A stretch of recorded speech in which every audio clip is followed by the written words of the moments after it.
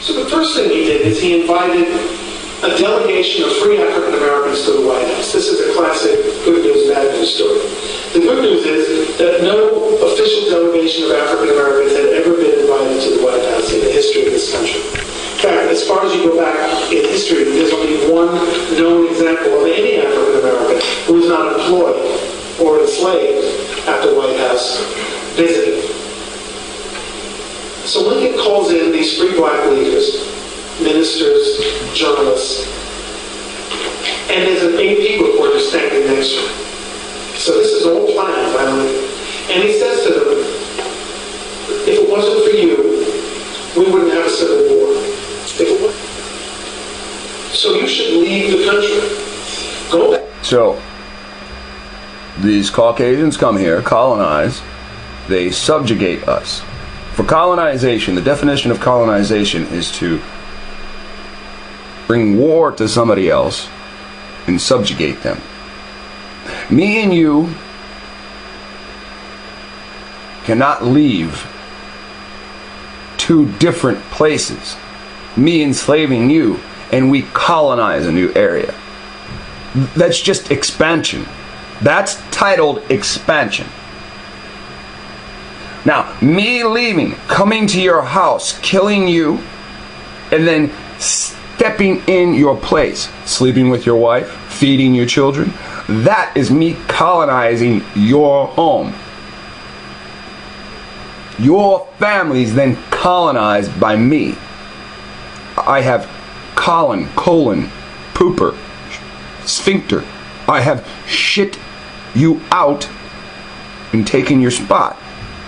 You devour something, you eat it, then you poop, right? I've shit you out. I've devoured you, pooped you out, and I sit now in your stead. That's why it says you're going to be as dung. To your churches and to your town meetings. Listen to this. If it wasn't for you, we wouldn't have a civil war. We would not have a civil war if it wasn't for the trillions of dollars that you are valued at.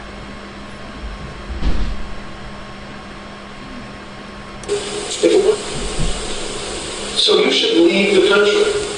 Go back to your churches and to your town meetings and think about this. I have a plan. I have congressional funding to establish colonies in Central America, in the Dominican Republic, in Haiti. Go where the ban is not upon you, he said. And they left much more politely than I think anybody had a right to expect. And then wrote a polite letter saying, in a very polite way, we're really not from the Dominican Republic or Haiti or... We're not from the... They sent a letter back.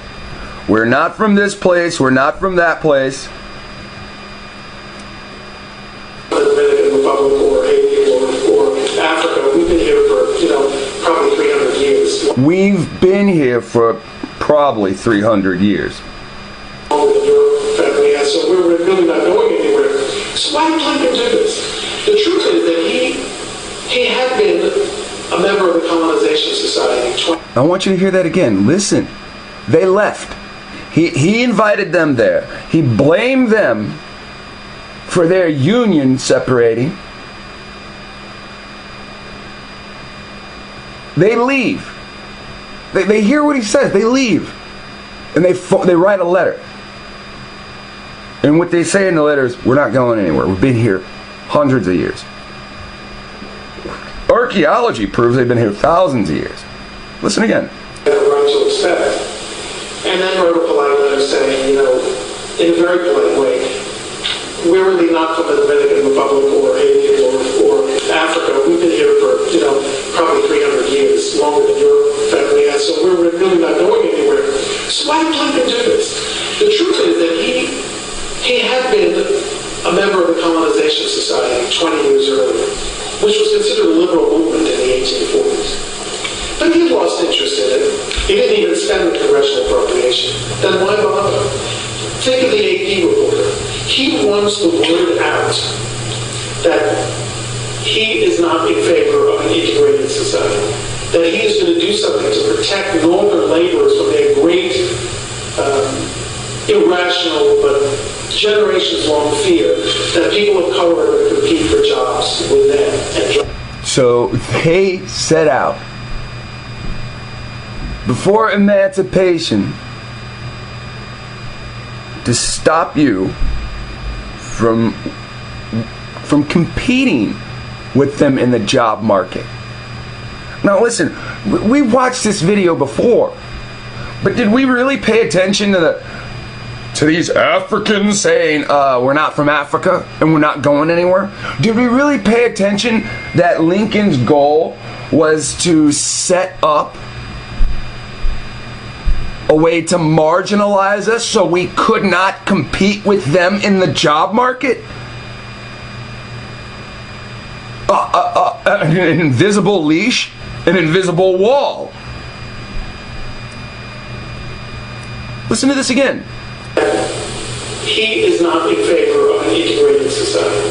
That he is going to do something to protect northern laborers from their great, irrational but generations-long fear that people of color are going to compete for jobs with them and drive them out of the job market. This has marked some of the saddest episodes of American history for over 100 years.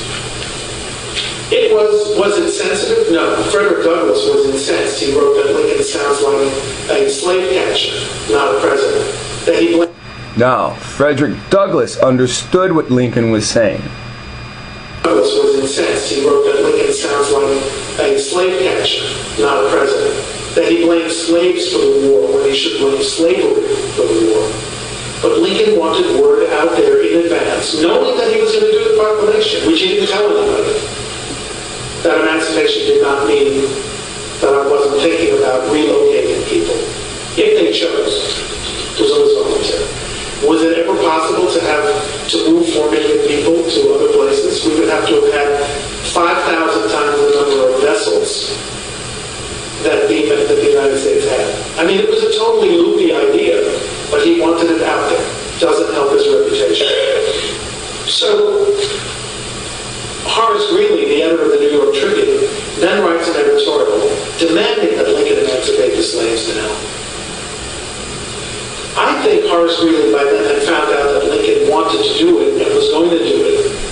So he wanted to say, you are really slow doing it, so that when he did it, Greeley could say, oh, see, I told him to do it. I get credit for it. Very complex.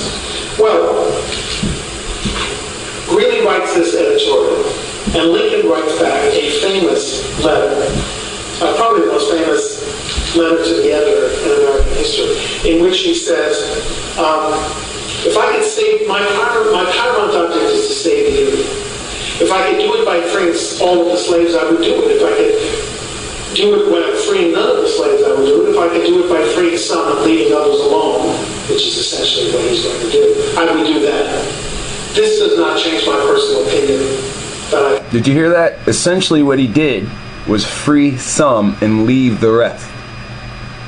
Where that remainder?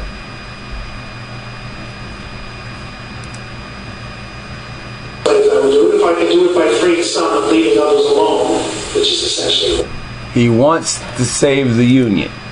He wants to preserve the white unity throughout the states. If I could save, my paramount object is to save the Union. If I could do it by freeing all of the slaves, I would do it. If I could do it by freeing none of the slaves, I would do it. If I could do it by freeing some and leaving others alone, which is essentially what he's going to do, I would do that. This does not change my personal opinion that I've held over my whole life, that all men everywhere should be free.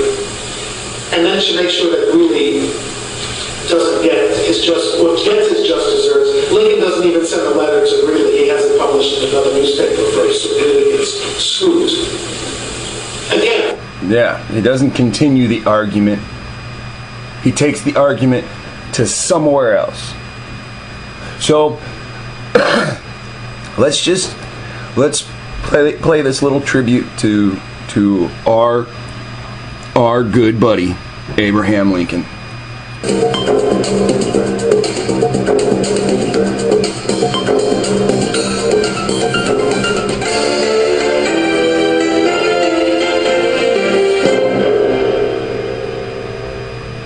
Hey you guys, it's your girl Tina. I want to go ahead and shout out Aisha Smith. Aisha was one of the first ones to post this story on my fan page. And once again, it's coming from my third favorite state, crazy ass California. So what's going on in crazy Cali, you ask? So what's going on is that there was a KKK rally in Anaheim, California, which is about 3 miles from Disneyland. And so the KKK had announced publicly that they would be going there to go basically rally and protest against all these immigrants that are coming into Southern California. And so what happened is that 6 KKK members showed up, and as they got out their cars, they got their asses beat by the anti-KKK protesters. This whole situation is insane. 3 members were stabbed. 1 was stabbed with the Confederate flag. This entire situation is messy as hell.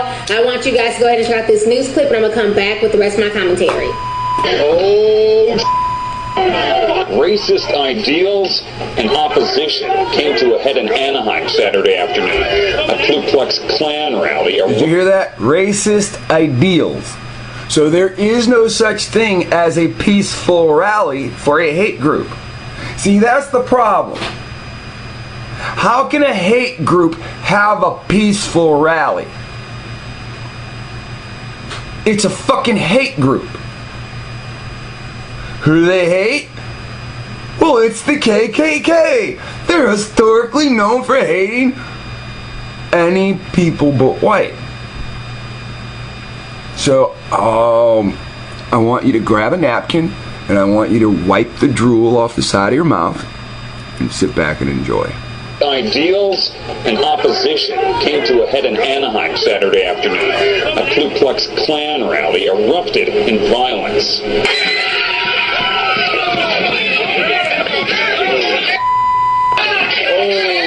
A group of KKK members announced they would be holding a rally at Anaheim's Pearson Park. A larger group of anti-Klan counter-protesters showed up first. When the KKK arrived, tempers flared. Don't hurt him, sir! Sir, don't hurt him! Don't hurt him! They left you! After a little time, angry words shouted between the hate group and its protesters weren't enough. A bloody fight broke out. When the KKK members arrived in a vehicle, maybe 5 of them in one vehicle, then a group of the counter-protesters immediately attacked them as they exited the vehicle.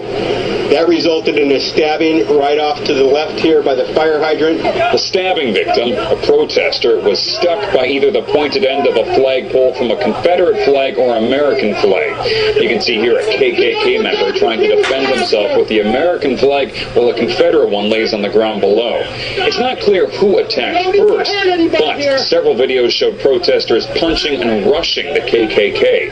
That ultimately led to a melee in the street that stretched almost a whole city block down Cypress Street, where a number of other fights broke out. We came here for peaceful protest to White Lives Matter, and Okay, first off, if you protest that white lives matter, then you should protest the media. Because the media, I don't know about Black Lives Matter until the fucking media tells me.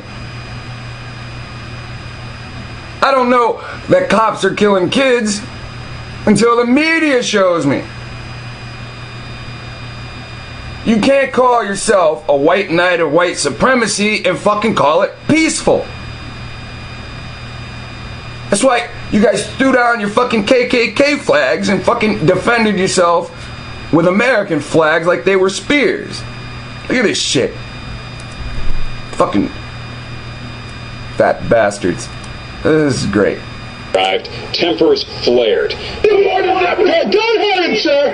Sir, don't hurt him! Don't hurt him! They left you! After a little time, angry words shouted between Don't hurt him, Ice Cube! Don't hurt him, Ice T! the hate group and its protesters weren't enough. Hey, a larger that's group great. of anti-Klan counter-protesters showed up first.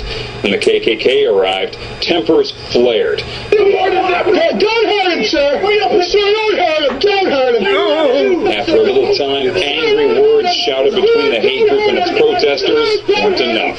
A bloody fight broke out. When the KKK members arrived in a vehicle, maybe Look at this 5 shit. of them You got white on white fucking fights, right? Look at this. This is a white dude right here.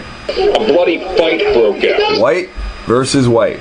And this black dude, they're like, which one of these motherfuckers I'm gonna get, right? This is a trip, man. When the KKK members arrived in a vehicle, maybe 5 of Oh, them in see that black dude walked up and he listen, look at this. Watch when this black dude walk up. He puts attention on the little dude and it distracts the little dude, and then the big monster punches the little guy. Watch this. Watch this. Fight broke out. When the KKK members arrived in a vehicle, maybe 5 of them in one vehicle, then a group of the counter-protesters immediately attacked them as they exited. That's 3 white people fighting. That's 3 white people fighting. That's wonderful. Them in one vehicle, then a group of And this old man, nobody touches him. the counter-protesters immediately attacked them as they exited the vehicle. That resulted in a stabbing right off to the left here by the fire hydrant. The stabbing victim, a protester, was stuck by either the pointed end of a flagpole from a Confederate flag or American flag. You can see here a KKK member trying to defend himself with the American flag while a Confederate one lays on the ground below. It's not clear who attacked first, but several videos showed protesters punching and rushing the KKK. That ultimately led to a melee in the street that stretched almost a whole city block down Cypress Street, where a number of other fights broke out. We came here for peaceful protest, White Lives Matter, and we get jumped by... I think you had to expect something. It's crazy for them to even come over here where there's, And when Latins do their DNA test, they're fucking European. a majority of minorities here. It's important to remember that this is the Klan's message, as reprehensible as many of us may feel it is. It's protected by the First Amendment, and we can't be in the middle of stopping them from doing that. To me, it's just old. It's like we're at a different time in the world, that we got to be moving forward, and this is not helping, And the city of Anaheim actually has a pretty lengthy history with the Ku Klux Klan. Back in the 1920s, several of Anaheim city council members were, Probably still are. It's not prominent. It's not politically nice to be an open KKK member in a position of authority. Then that proves everyone's arguments of white supremacy throughout the entire system.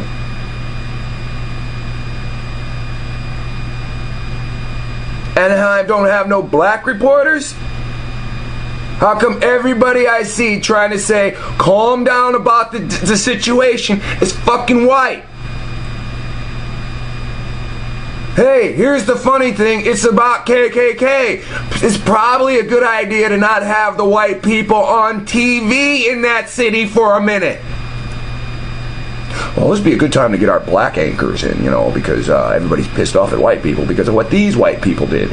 That ultimately led to a melee in the street that stretched almost a whole city block down Cypress Street, where a number of other fights broke out. We came here for peaceful protest. What is a peaceful protest when you're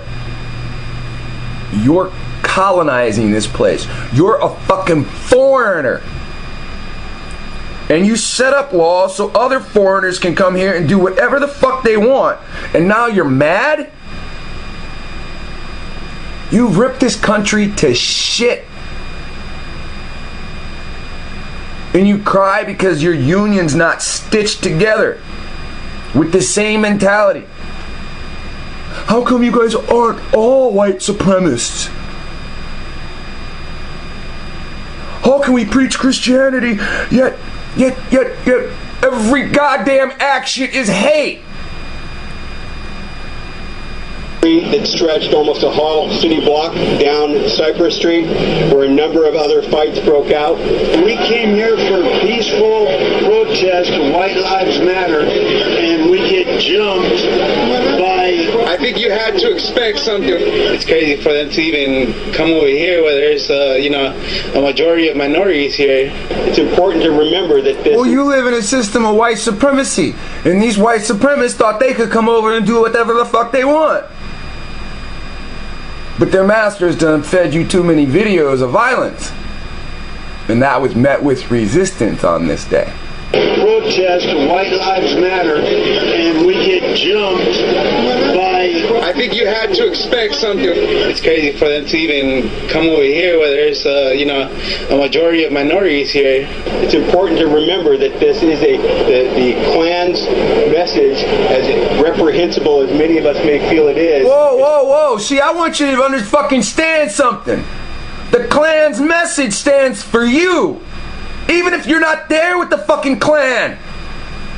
You benefit the Klan's message. Klan's message, as reprehensible as many of us may feel it is. Oh, shit! Did you see that guy's face go all crocodile? It's important to remember that this is the Watch when he gets punched. How he hits the side of that fucking van. That inspires me. I couldn't even tell you why. There's just something in me. There's like a screw. It's screwed into something. And watching that punch, it just screwed it in a little bit more. And that my excitement just raised. Message, as reprehensible as many of us may feel. Whoa! Brr, whoa, did you see that? I've got to do that again. The first time I saw it, I felt that screw thing happen. You're not going to believe this. When I just saw it again, it incited me more.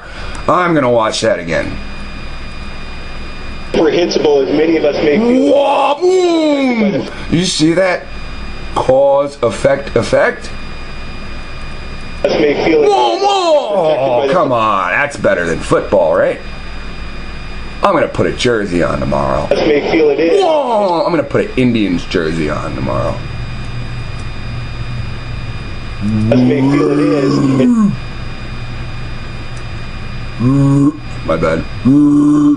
Oh, okay, I got too excited. Hold on. Let's get control of the situation. Calm down, buddy. Just play it out. As many of us may feel it is, it's protected by the First Amendment, and we can't Bam, watch this guy. Watch this guy. Watch him kick him. Stopping them from doing that. To me, you see, like his spirit just fucking went over the telephone pole in the next block. I saw that. Watch this shit. It's this dude. You got it. This dude in the blue shirt running up for his little kick, dude. It's so funny. Watch this nigga, dude. Woo, boy. I don't know why they're doing this. I don't know why they would come out and start trying to start shit in a minority civilization, right? First Amendment, and we can't be. Watch this Cliff Huxtable, boom! To me, it's just old. He walks away like he just scored a punt. Watch this shit is crazy.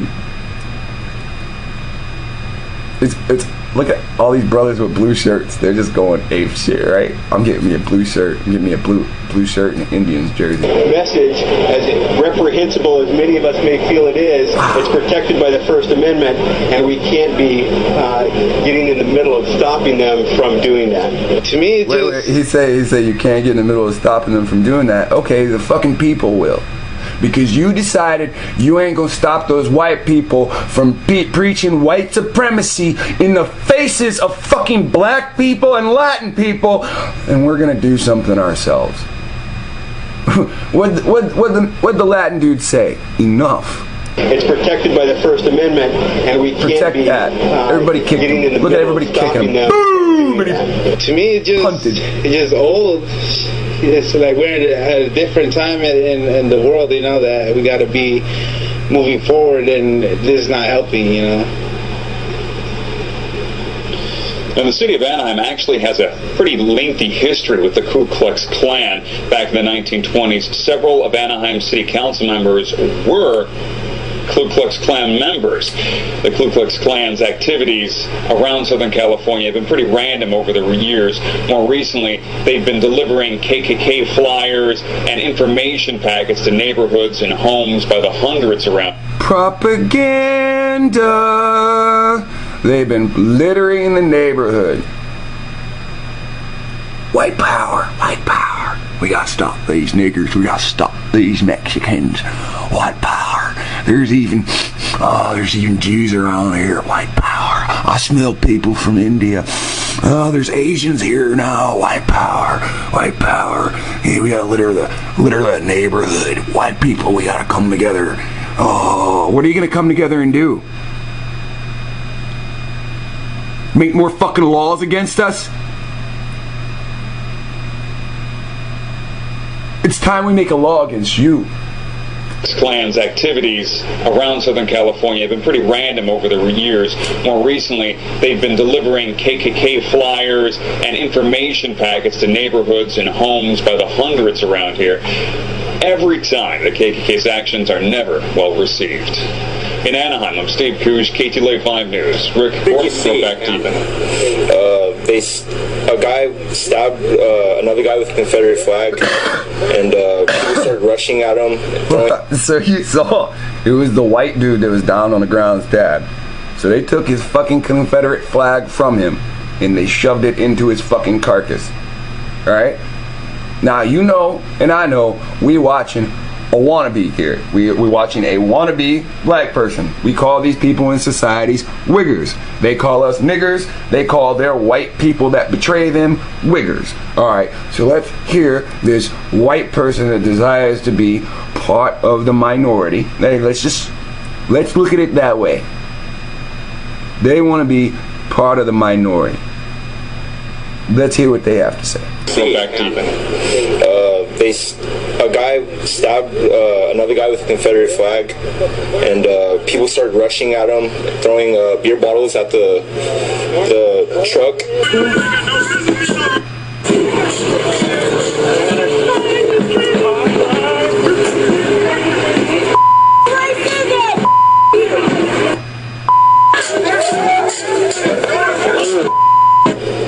There was a planned walking protest of the KKK. We did receive word that there were going to be counter-protesters at the park. Apparently, our initial reports are that when the KKK members arrived in a vehicle, maybe 5 of them in one vehicle, that a group of the counter-protesters immediately attacked them as they exited the vehicle. That resulted in a stabbing right off to the left here by the fire hydrant, where one person was stabbed multiple times in the upper torso by one of the Klansmen. It is believed that the stabbing took place with a flagpole with the eagle decoration on the end of the flagpole. Oh, listen to that. That victim was transported in critical condition, and the suspect is in custody, as is the flag. I just checked out the news clip. Now, another thing I find crazy about this situation is just the other day, ex-Grand Wizard David Duke came out publicly supporting Donald Trump. And now all of a sudden there's this whole KKK issue going on in crazy-ass California. So my thing is this: first of all, while we are all allowed freedom of speech, and I do not believe in violence and people attacking people, I also feel like these people knew what they were doing, okay? They could have had this rally anywhere in Anaheim. They could have had, police there to basically protect the area. They could have had their little march. But to me, I feel like they did this on purpose just to make it in the news. Now, you hear that? Now, we protested Washington. We showed up. There was 2 cop cars there to greet us. A total of 3 officers. While we were there, we only had a total of 15 people. While we were there, periodically, one of the cop cars was relieved. One of the officers were relieved, and a motorcycle officer came to assist them. But when they saw that our count was low and it wasn't growing throughout the day, when they saw that no black people would get off their fucking ass and support their own freedom, they fucking said fuck it and ate lunch together. And some of them came over and talked to us and hung out with us and stuff. So she makes it. When there's a protest, they always have police on the scene. When there's a parade, they have police on the scene.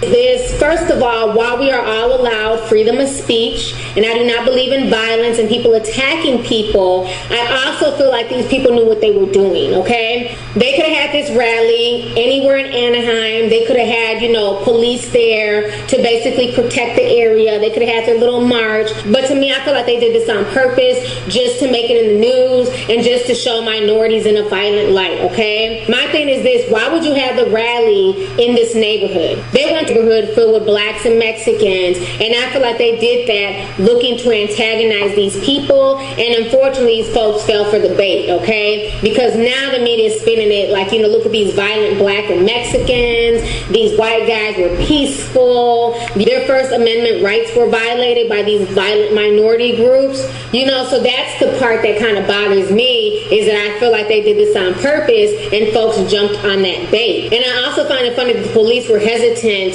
to either provide protection or to break this up. But let this have been a Black Lives Matter march or rally, the police would have been there with tanks and everything else. You know, so the whole situation is crazy. You know, like I said, I definitely believe in freedom of speech, and they have the right to their opinion that they don't like immigrants and black people and, you know, Jewish people and everything else. They definitely have the right to that opinion, you know what I mean? But at the end of the day, they need to be smart with where they choose to voice that opinion at. Because the thing is, even though we have freedom of speech, people also have the freedom to reply back to you, and basically if they don't like what you're saying, they may attack. They may come at you in a way that you're not expecting. This is exactly what happened in Anaheim. So I just find the whole situation crazy. I don't feel bad for any of these people. Not the KKK members who started all this shit, nor the people who lacked emotional self-control, stabbed 3 people, and now they're under arrest for attempted murder. So the whole situation is crazy. There's no winners in this entire situation at all.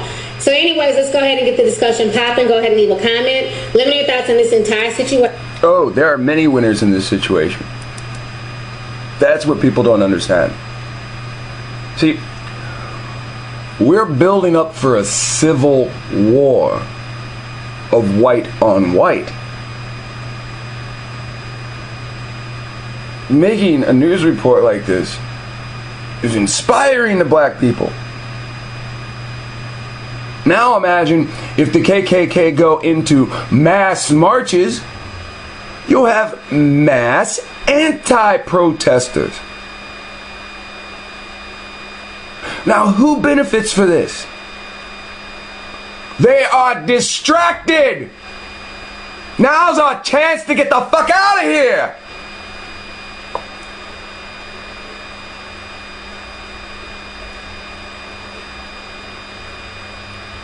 Now's our chance to leave. We don't need to play with these people. We take our weapons and our families, we use our weapons for hunting and defense. They only look at us as niggas. They will not respect us for whom we truly are. So we need to separate from them. We've been poisoned in numerous ways.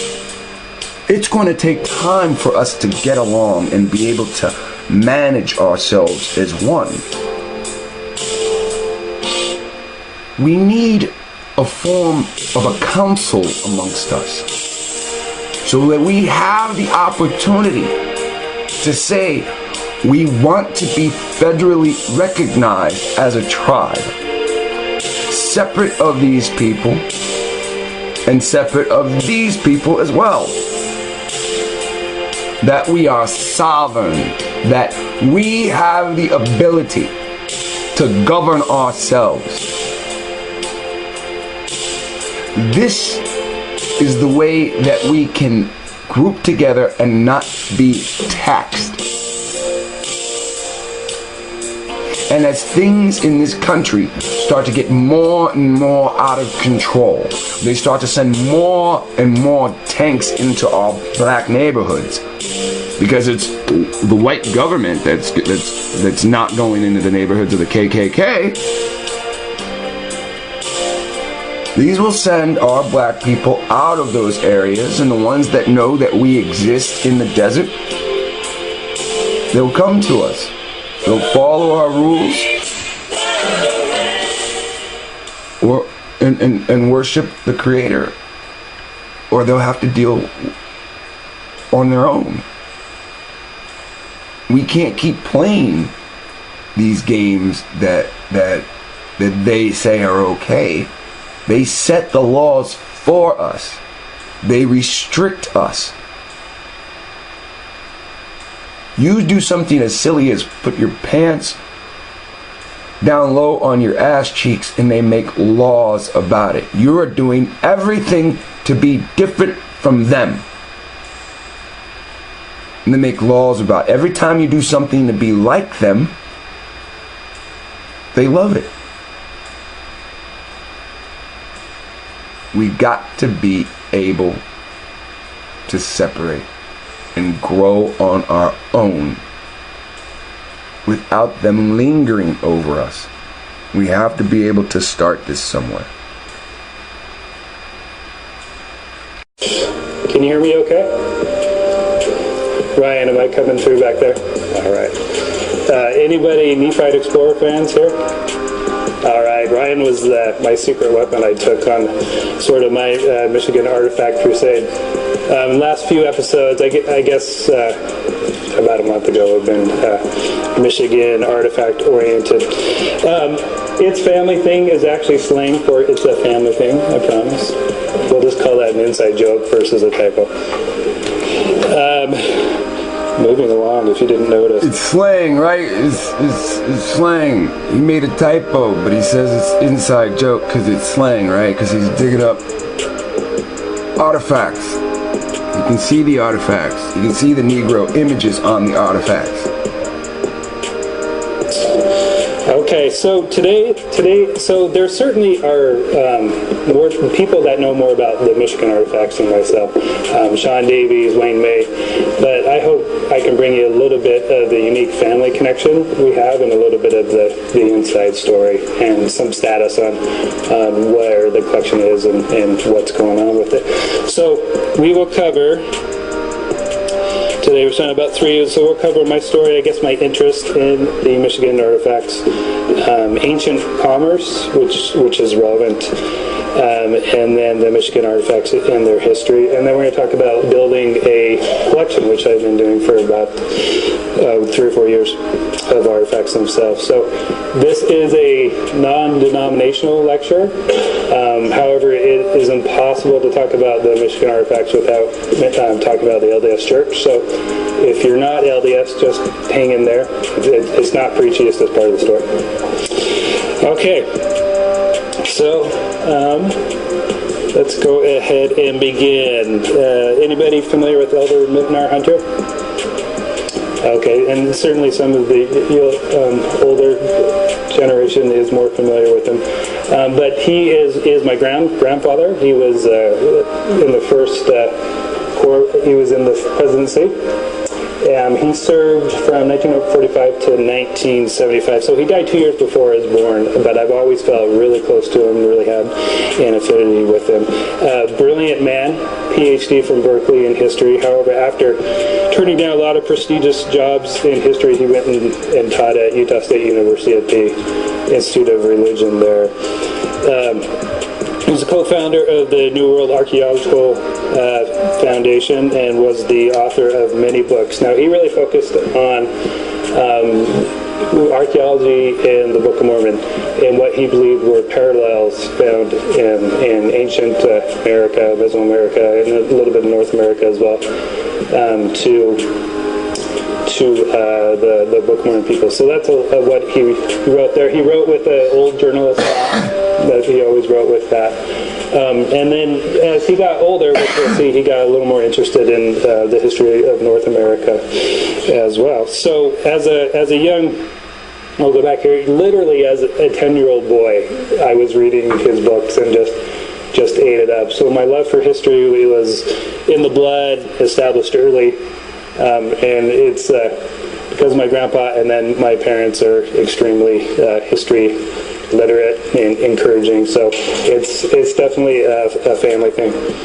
So, reading these books, I grew up really wanting to do a church mission. We'll call it a church mission in Central America. That's where I thought, the real interesting cultures were.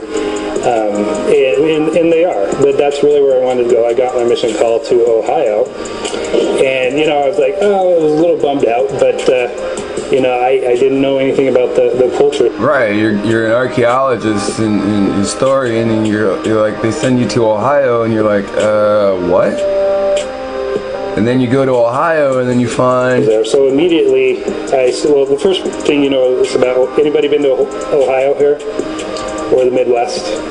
So beautiful, right? You see flashes of brilliant red in the trees of the cardinals, and the falls are just gorgeous. And you know, I could leave the winters, but every other season is great. And the fireflies are just magical. So I didn't know anything about the mound builders.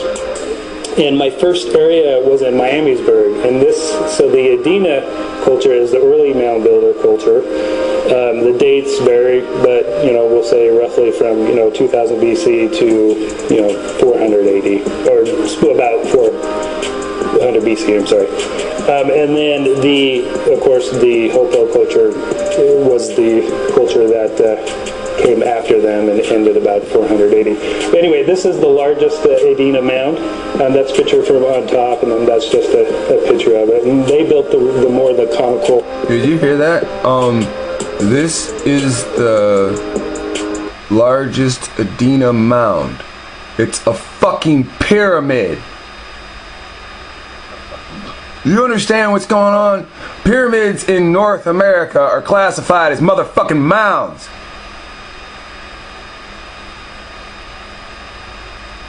The dates vary, but we'll say roughly from 2000 BC to 400 AD, or about 400 BC. I'm sorry. And then of course the Hopewell culture was the culture that came after them and ended about 480. But anyway, this is the largest Adena mound. That's a picture from on top, and then that's just a picture of it. And they built the conical mounds. And so, I got to Ohio and I saw these mounds, and then the dates with them are like, wow, this is really cool. I didn't know there were these ancient cultures in North America, right? We're not really taught that. But see, he changed the slide. It's a fucking pyramid, and he just called it a mound. The dates vary, but we'll say roughly from 2000 BC to 400 AD, or about 400 BC. I'm sorry. And then of course the Hopewell culture was the culture that came after them and ended about 480. But anyway, this is the largest Adena mound. That's a picture from on top, and then that's just a picture of it. And they built the conical mounds.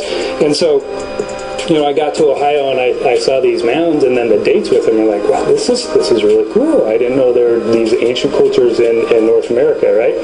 We're not really taught that. But me and my parents and I just got back from Cahokia. I don't know if any of you have been there, but the largest pyramid there is larger than the Pyramid of Giza, and it is not found in our history books.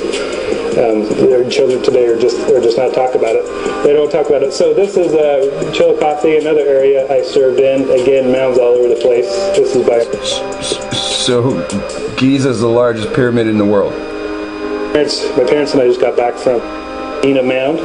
That's a picture from on top, and then that's just a picture of it. And they built the conical mounds. And so, I got to Ohio and I saw these mounds, and then the dates with them are like, wow, this is really cool. I didn't know there were these ancient cultures in North America, right?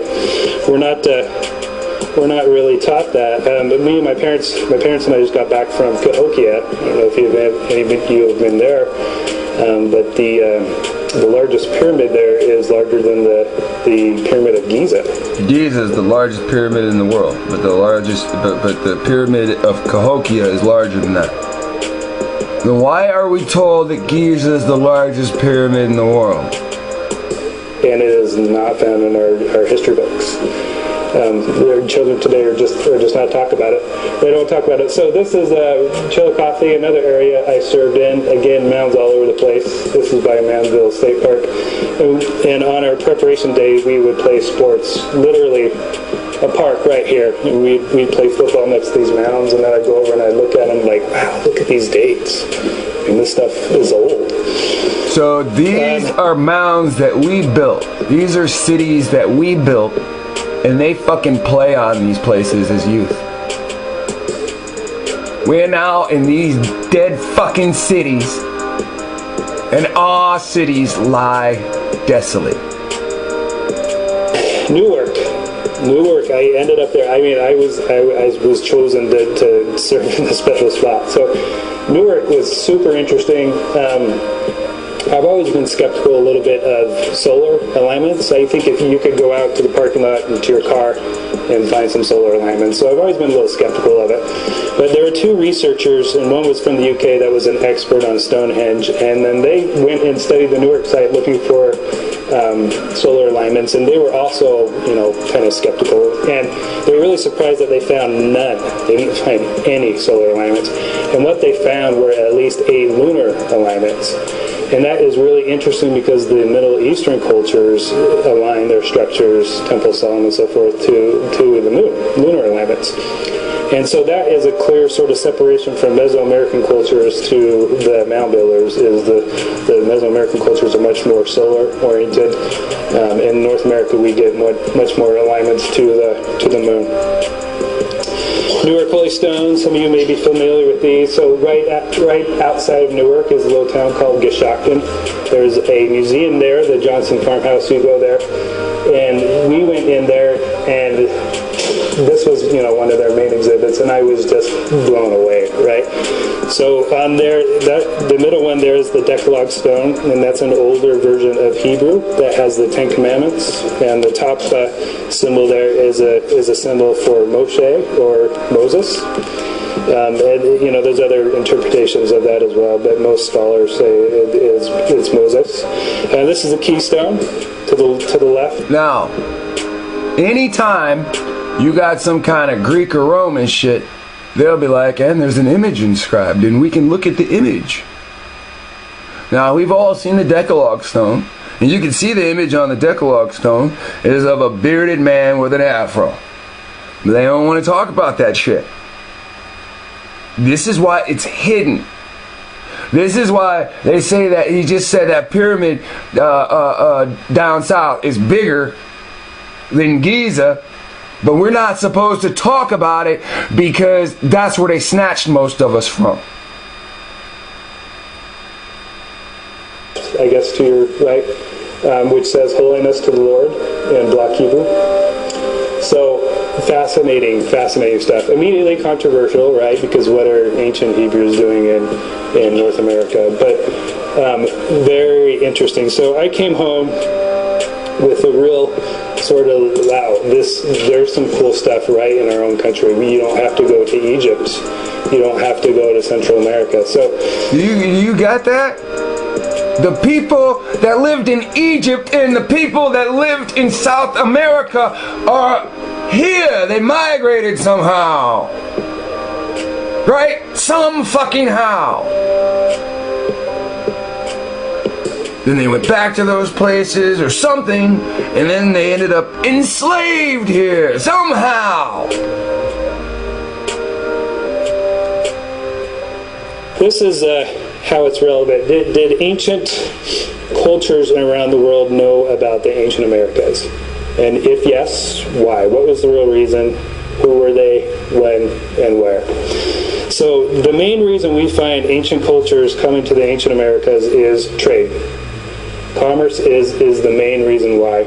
And we could talk about, anybody read Frank Joseph? Anybody familiar with him?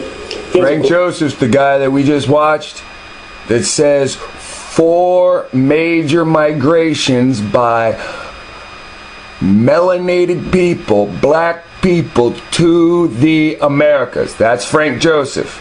Great book about ancient colonies in the Americas of different cultures. I really highly recommend that one. So I'll just highlight a few here because, again, it is relevant to Michigan. Frank Joseph. He writes a lot about North America and in ancient contact with North America. I just wanted to highlight a few of these cultures. But first, let's talk about copper, because everything really evolves around this. This is why ancient civilizations knew about Michigan. So copper is interesting. So native copper, or float copper, is pure copper. Now, most other mines throughout the world have it's there.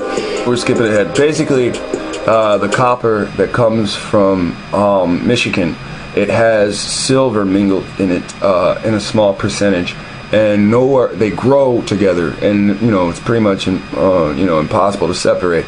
So when copper things are made, they have this small percentage of silver. So it's like it's a forensics signature to show that the where the copper came from. Now he goes over all these different places in the world, on the other side of the world, that this copper from this side of the world came from during the period of time when nobody was supposed to be able to cross the water. Alright, so he's going to do that for a while. It's a little stale, but we're going to get moving. I personally think is this still on? It's still on. I personally think the Adena culture was actually doing the mining, but that is debated. But we know other cultures were picking up and trading this copper. And so in Ohio, this was only found about 20 years ago. A guy with a metal detector was going over, it was either a high school football field or just behind it. And it went off and he dug down. I'm sure he wasn't supposed to, but he found these pendants, very Minoan-like. This dress, it's a certain dance that they do. And this double axe symbol was a sacred symbol to the Minoans, and this is a pendant. When you see artifacts like that with a hole, it was usually worn around the neck as a pendant. So this found in Ohio. It was Cleveland area, really close to Kirtland, actually. Okay, so we have the Minoans, and they really, we have them around 2500 BC. They go through some challenging things. So Thera, which is Santorini, erupts and absolutely destroys half of that civilization. And then it continues to thrive on Crete, even though they suffered major tsunamis and other earthquakes. But around 1200 BC, the Minoans just sort of vanish. They disintegrate. Their society is gone. And so waiting in the wing are the Phoenicians. Now, the Phoenicians rise about 1200 BC, and again, very similar to the Minoans, they were tradesmen, but what they were really, really known for, they were expert sailors. And that was their thing. And some of their culture overlapped with the Minoans, where the Minoans would even use Phoenician sailors, and the Egyptians would use Phoenician sailors. The Phoenicians are Canaanites. So they're Semitic, but they, of course, clash. No, you just heard that. They're Canaanites. So they're Hamitic. They're not Semitic. I don't know what the fuck everybody started reading that says the Canaanites are from fucking Shem. Is everybody drunk all of a sudden?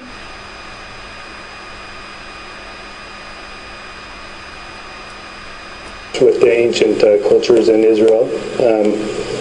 They were not a fan of Joshua. They actually had some carvings found where they did not like Joshua. And he moved them over to Sidon, which is in Lebanon, and then the Phoenicians spread out across North Africa, and Carthage is a Phoenician city. No, we all know that's not true. Lebanon can't be over there because the North American Indians are fucking in North America.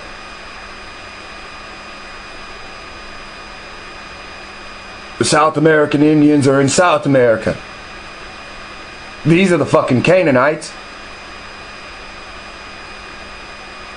And as this man talks, you'll hear the conflict that keeps coming up. Why don't we know about this stuff? And this is why we can't talk about this stuff. And I'll reference the Howl. I think it's Howl. It's Howl or Powell. Learning about the guy from Glenn Beck messed it all up, because when Glenn Beck introduces the guy from the Smithsonian, he says two names. He says Howl and he says Powell, and it's stuck in it's recorded in my memory like that. It's often referred to as just Carthage, but they're Phoenician people. So they had coinage that they would call map coins, and what they would do is, it was pretty brilliant actually.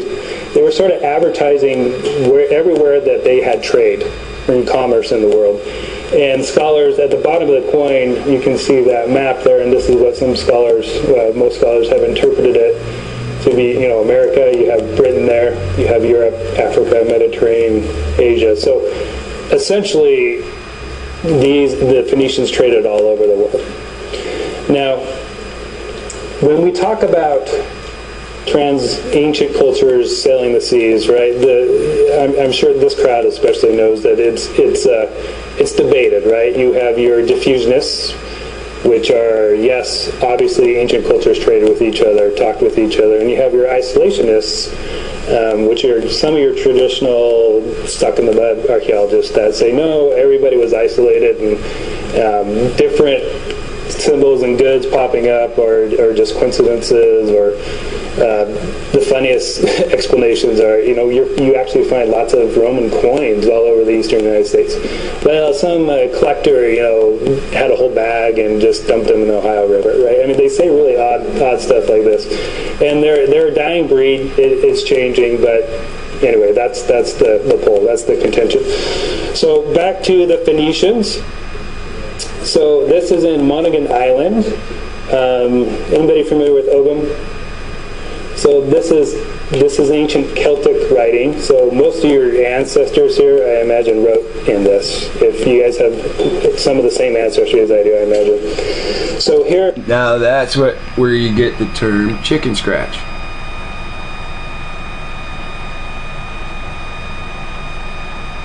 Okay. Barry Fell, in his book, he writes about this in America, BC. So this inscription says, cargo ships from Phoenicia. And again, this is an island just off of Maine. And it's written in Ogham. So either the ancient Celts were writing it here because it was Phoenician port and to leave it alone, or the Phoenicians wrote it in Ogham, so the Celts would leave it alone. We're not quite sure, but it was used in Ogham, and it's essentially a sign that says this is a Phoenician port. You know, leave it alone. So we've got a presence there in Maine. Okay, this is a really interesting quote I stumbled on in my research. So this is by Dr. James Gillian, former vice president of Yankton College in Illinois. And my dad's family is from Illinois, so I like all Illinois stuff. So he says, a professional team of archaeologists and linguists have made a systematic sweep of the upper Midwest in about 1992, finding conclusive evidence that the Phoenicians had indeed sailed up the Mississippi River on a regular basis. Farmers in Indiana, Ohio, Illinois, and Michigan, while clearing their field, that should be fields, in the 1800s often found rocks inscribed with odd letters and unknown written languages. Many inscriptions were written in Punic, which of course is Phoenician. So very interesting. I think most scholars... So we've all heard of the Punic Wars, right? So these are the people that were in the Punic Wars. This, but they just are careful because of the politics and academics, right? Egyptians. These guys were druggies. So I want to talk a lot about the Egyptians, but there's a German scientist, and I'm going to slaughter this pronunciation, but Slaveta Balabovanova, which sounds more Russian than German, but was studying the remains of Lady Hanut Talu, a member of, basically an Egyptian princess. And what she finds there are traces of cocaine and nicotine. Again, only native to the Americas. That is not found anywhere else in the world, and so we see it show up in ancient mummies in Egypt. They're pretty sure this was used ceremonially, but you know, who knows? Could be recreational. Corn is another thing you see all over ancient Egypt. There, in murals, carvings, everything. It's native to the Americas. It is not from Egypt or anywhere in the Middle East. It came from the Americas. And you see that all over Egypt. So the Egyptians definitely traded. A lot of scholars think they used the Phoenicians because they were the sailors. But they definitely had American goods. Yeah, there's actually been marijuana that has showed up in mummies too. So these guys were druggies. Hebrews. So Hebrews are the more interesting one, because so the Hebrews were not colonizers, they weren't traders, and that really goes back to their theology of a holy land, a promised land. They really didn't go about the world. So it's really puzzling that we see Hebrews showing up, and we see them show up mostly in North America. Okay, see, that's not that puzzling to you and me, is it? Even this guy's like the basic. Even the basic person can understand. Whoa, they're looking for the promised land, and they ended up in North America. Actually, are the more interesting one, because so the Hebrews were not colonizers, they weren't traders, and that really goes back to their theology of, I give you this land as a possession. These 7 nations are greater than me. Kick them off the fucking land. And you just said they're not colonizers.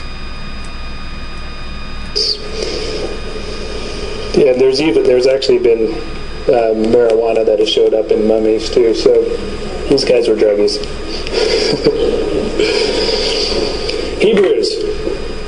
So Hebrews are the more interesting one, because so the Hebrews were not colonizers, they weren't traders, and that really goes back to their theology of a holy land, a promised land. They really didn't go about the world. So it's really puzzling that we see Hebrews showing up, and we see them show up mostly in North America. Very little, if any, in Meso or South America. So there is 8 evidences. There's more, but these are the ones I like. So we talked about the Newark Decalogue stone. This was in Newark. This had the 10 Commandments. We showed it earlier. Bat Creek stone is really interesting. And again, this isn't necessarily. Yeah, we had the 10 Commandments. We showed it earlier. That's like, come on, that's the biggest fucking find ever, right? There's 2 locations of the 10 Commandments being found. One in, Arizona or New Mexico? I think it's Arizona, I'm not sure. You know, and this guy's right online to play it down, right? There's 8 evidences. There's more, but these are the ones I like. So we talked about the Newark Decalogue stone. This was in Newark. This had the 10 Commandments. We showed it earlier. Bat Creek stone is really interesting. And again, this isn't necessarily related to Michigan, but I'm just showing ancient cultures knew about this area. So the Bat Creek stone was found by the Smithsonian Institute, which traditionally is isolationist in doctrine. They are not diffusionists at all. So Smithsonian archaeologists find this. They put it in their museum, the Smithsonian Museum, and they call it Cherokee. Well, it's not till, I don't know, maybe 80 years later, Dr. Cyrus Gordon says, you have this thing upside down. Turn it right side up. It's Old Hebrew. It says, for Judea. That is the bottom one there. For Judea and block Hebrew. So, oops. The Smithsonian can't deny that one, right? They just ignore it. Las Lunas stone, Decalogue stone, has the 10 Commandments in New Mexico. I've never been there. I would love to see it. I have seen the Tucson artifacts, which are really interesting. And you also see Roman artifacts showing up in the Tucson stuff. So the Bat Creek Cave stone is guaranteed the gold over everything. Okay, you got Phoenician writing. They actually need to get this Jewish guy to come and tell them to turn it over. And when they find out it says for the Jews, like somebody else's language was bringing it to Hebrews. Now we all know Hebrew and Phoenician shared a language. The Phoenicians wrote one way, and the Hebrews wrote another way. One's called Coptic, one's called Demontic Egyptian. This has been in the last 8 videos. It's in one of the last 8 videos. For the Jews. We brought this for the Jews. You can see it's broken there. Right there it's broken. Right? You see the straight flat line right there. So half of it's missing. What was for the Jews? Oops. The Smithsonian can't deny that one, right? And they call it Cherokee. Well, it's not till, I don't know, maybe 80 years later, Dr. Cyrus Gordon says, you have this thing upside down. Turn it right side up. It's Old Hebrew. It says, for Judea. That is the bottom one there. For Judea and block Hebrew. So, oops. The Smithsonian can't deny that one, right? They just ignore it. Las Lunas Stone, Decalogue Stone, has the 10 Commandments in New Mexico.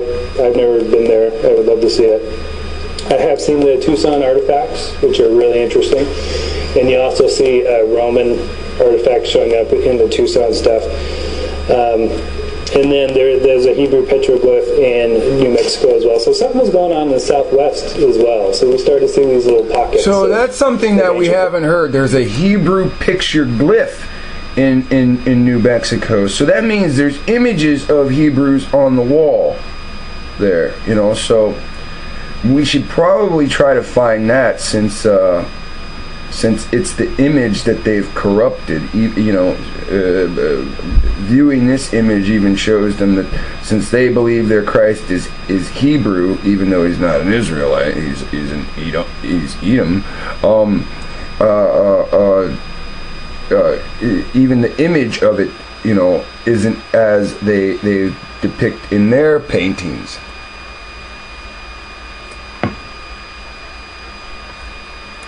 Las Lunas Stone, Decalogue Stone, has the 10 Commandments in New Mexico. I've never been there. I would love to see it. I have seen the Tucson artifacts, which are really interesting. And you also see Roman artifacts showing up in the Tucson stuff. And then there's a Hebrew petroglyph in New Mexico as well. So something was going on in the Southwest as well. So we started seeing these little pockets of ancient culture showing up. Really, really interesting. The Hanukkah. Oh no! Lexwill asked all these black people to go to the Southwest! Or the Hanukkah earthworks. Let me show you a picture of that real quick as well. So we started seeing these little pockets of ancient culture showing up. Really, really interesting. The Hanukkah or the Hanukkah earthworks. Let me show you a picture.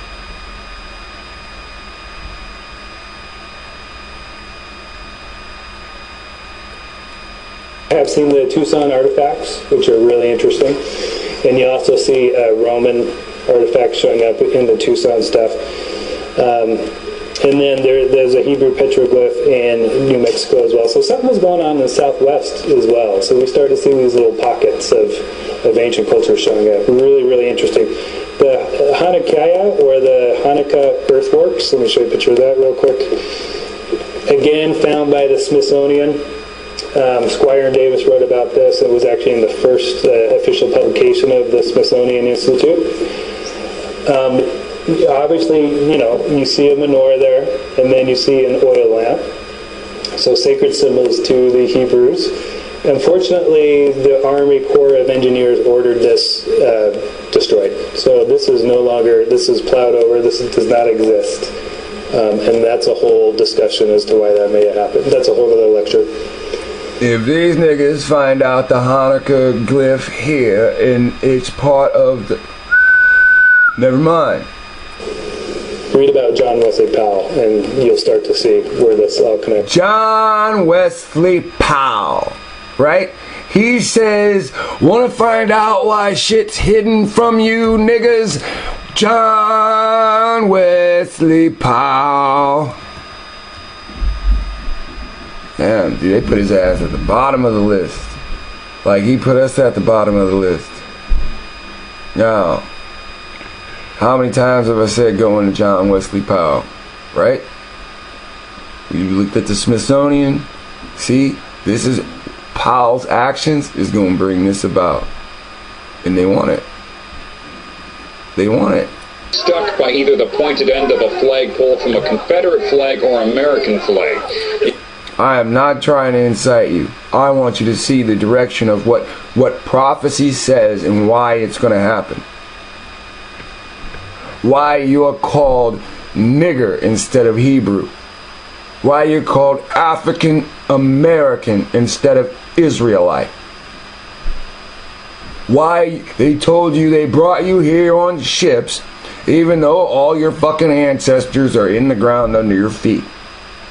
Why they call pyramids here in this country mounds. Not a good dude. Okay, and then I think I brought. Oh, I didn't bring my oil lamp. That's this is 5-year-old fucking said John Wesley Powell. Not a good dude. Grow up, man. Not a good dude. Okay.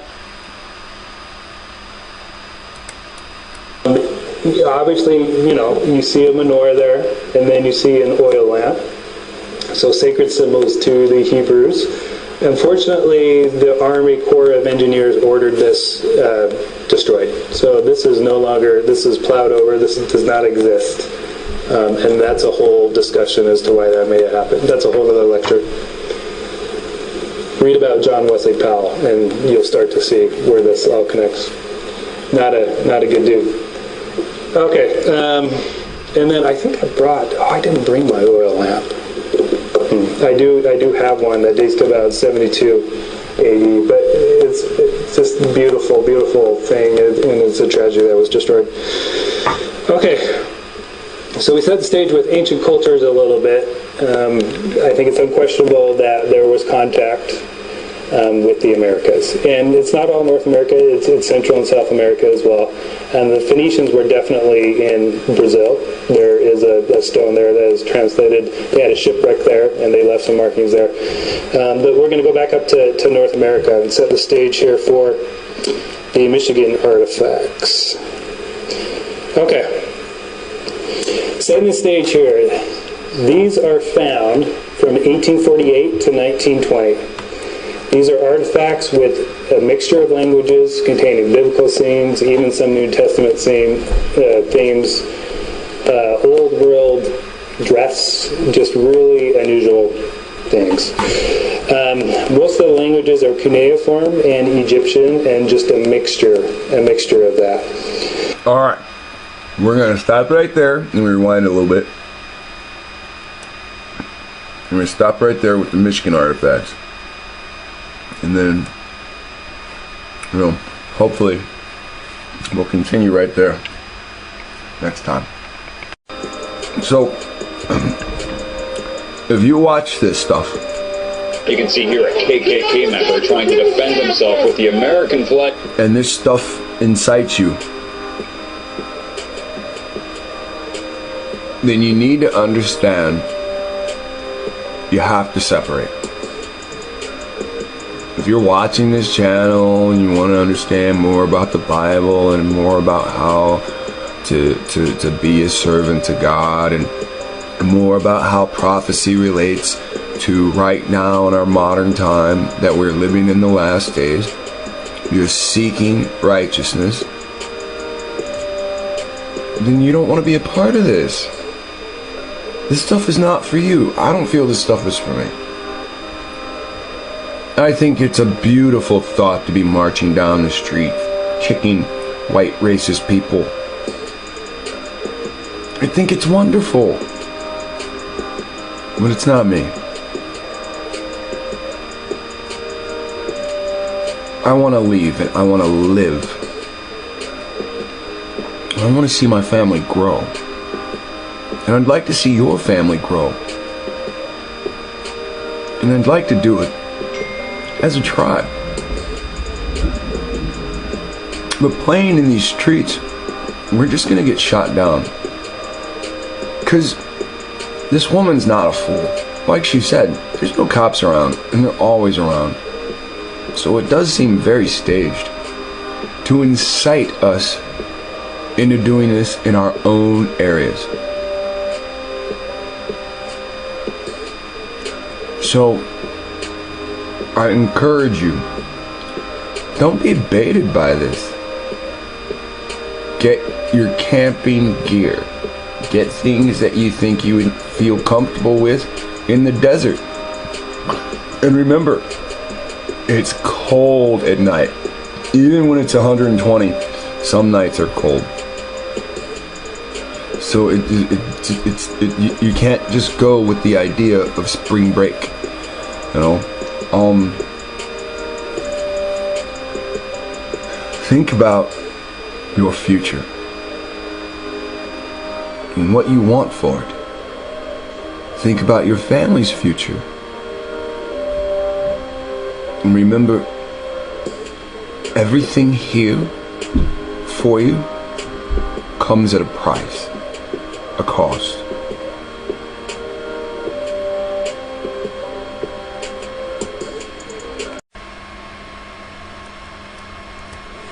So the first thing he did is he invited a delegation of free African Americans to the White House. This is a classic good news, bad news story.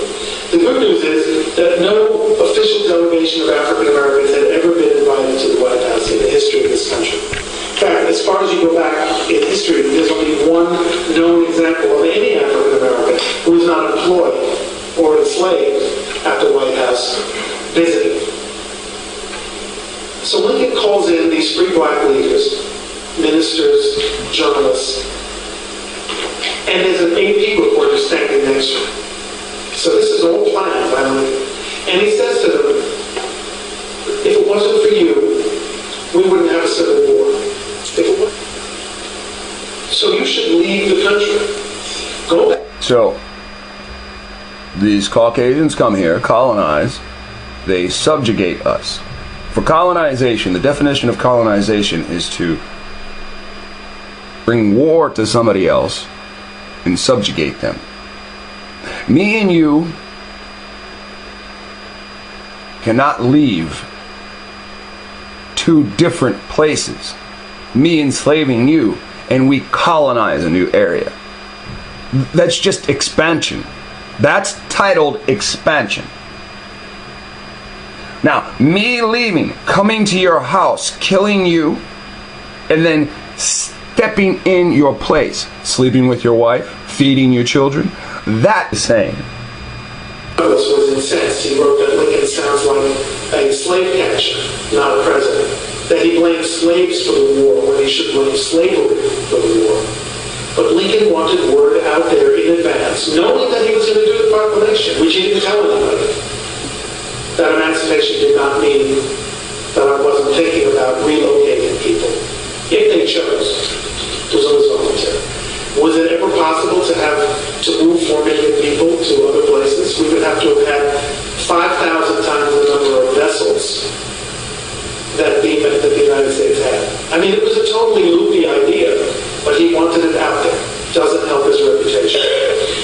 So, Horace Greeley, the editor of the New York Tribune, then writes an editorial demanding that Lincoln emancipate the slaves now. I think Horace Greeley by then had found out that Lincoln wanted to do it and was going to do it. So he wanted to say, you are really slow doing it, so that when he did it, Greeley could say, oh, see, I told him to do it. I get credit for it. Very complex. Well, Greeley writes this editorial, and Lincoln writes back a famous letter, probably the most famous letter to the editor in American history, in which he says, if I could save, my paramount object is to save the Union. If I could do it by freeing all of the slaves, I would do it. If I could do it by freeing none of the slaves, I would do it. If I could do it by freeing some and leaving others alone. Is me colonizing your home. Your family's then colonized by me. I have colon, pooper, sphincter. I have shit you out and taken your spot. You devour something, you eat it, then you poop, right? I have shit you out. I've devoured you, pooped you out, and I sit now in your stead. That's why it says you're going to be as dung. To churches and to your town meetings. Listen to this. it wasn't for you, we wouldn't have a civil war. We would not have a civil war if it wasn't for the trillions of dollars that you are valued at.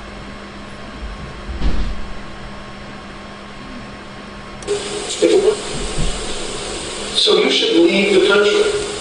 Go back to your churches and to your town meetings and think about this. I have a plan. I have congressional funding to establish colonies in Central America, in the Dominican Republic, in Haiti.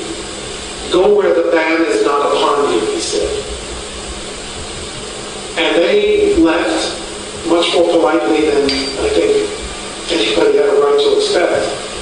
And then wrote a polite letter saying, you know, in a very polite way, we're really not from the Dominican Republic or Haiti or... We're not from the... They sent a letter back. We're not from this place. We're not from that place. So they had great, irrational, but generations-long fear that people of color would compete for jobs with them. So they set out before emancipation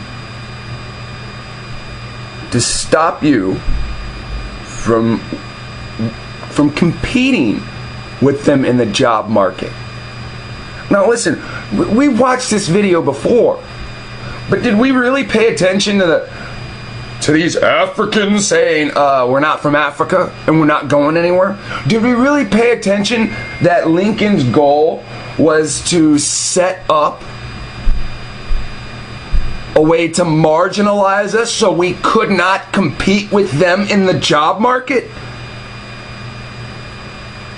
An invisible leash, an invisible wall.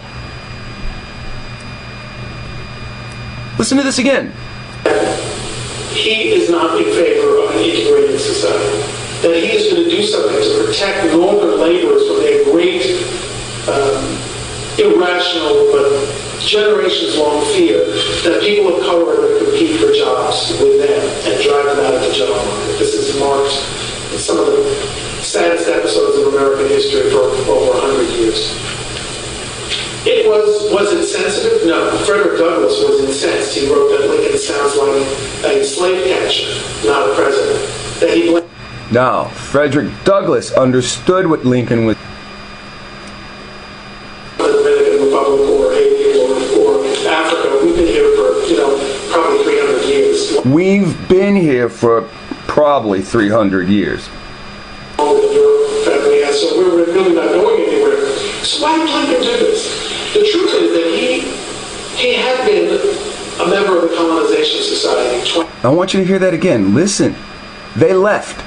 He invited them there. He blamed them for their union separating. They leave. They hear what he says. They leave. And they write a letter. And what they say in the letter is, we're not going anywhere. We've been here hundreds of years. Archaeology proves they've been here thousands of years. Listen again. And then wrote a polite letter saying, in a very polite way, we're really not from the Dominican Republic or Haiti or Africa. We've been here for, probably 300 years, longer than your family has, so we're really not going anywhere. So why did Lincoln do this? The truth is that he had been a member of the Colonization Society 20 years earlier, which was considered a liberal movement in the 1840s. But he lost interest in it. He didn't even spend the congressional appropriation. Then why bother? Think of the AP reporter. He wants the word out that he is not in favor of an integrated society. That he is going to do something to protect northern labor.